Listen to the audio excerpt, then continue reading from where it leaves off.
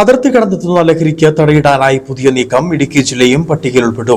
ആഭ്യന്തരമന്ത്രിയുടെ തമിഴ്നാട് സന്ദർശനത്തെ തുടർന്ന് ഇന്റലിജൻസ് വിവരങ്ങൾ കൈമാറാനുള്ള കേരള തമിഴ്നാട് തീരുമാനത്തിലൂടെ കേരളത്തിലേക്കുള്ള ലഹരിക്കടത്ത് വൻതോതിൽ നിയന്ത്രണ വിധേയമാക്കാമെന്നാണ് പ്രതീക്ഷ. ജില്ലയിലെ കമ്പംമെട്ട്, കുമളി, ബോഡിമെട്ട്, ചിന്നാർ എന്നീ 4 ചെക്ക് പോസ്റ്റുകളും പദ്ധതിയിൽ ഉൾപ്പെടും.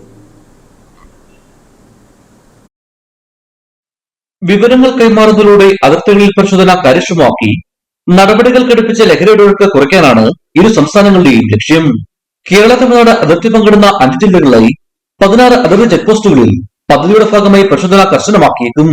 ജില്ലയിലെ കമ്പംമെട്ട്, കുമളി, ബോഡിമെട്ട്, ചിന്നാർ എന്നീ 4 ചെക്ക് പോസ്റ്റുകളും പദ്ധതിയിൽ ഉൾപ്പെട്ടിട്ടുണ്ട്. ഉത്തരേന്ത്യൻ സംസ്ഥാനങ്ങൾ ഉൾപ്പെടെ കേരളത്തിലേക്ക് ലഹരി എത്തുന്നത് തമിഴ്നാട്ടിലൂടെയാണെന്നാണ് നിഗമനം.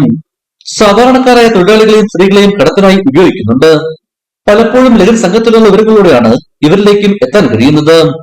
രഹസ്യവിവരത്തിന്റെ അടിസ്ഥാനത്തിൽ നടത്ത പരിശോധനകളിൽ ഒട്ടേറെ കേസുകൾ പിടിക്കുന്നുണ്ടെങ്കിലും അധികൃതരുടെ കണ്ടുപിടിച്ച് അതിർത്തി വഴി ഒഴുകുന്ന ലഹരിയുടെ അളവ് ഭീമമാണ്. എക്സൈസ്, പോലീസ്, മൃഗസംരക്ഷണ വകുപ്പുകളുടെ ഒട്ടേറെ ചെക്ക് പോസ്റ്റുകൾ അതിർത്തിയിലുണ്ടെങ്കിലും ഇവയുടെ പ്രവർത്തനം കാര്യക്ഷമമല്ലെന്ന പരാതിയും ശക്തമാണ്.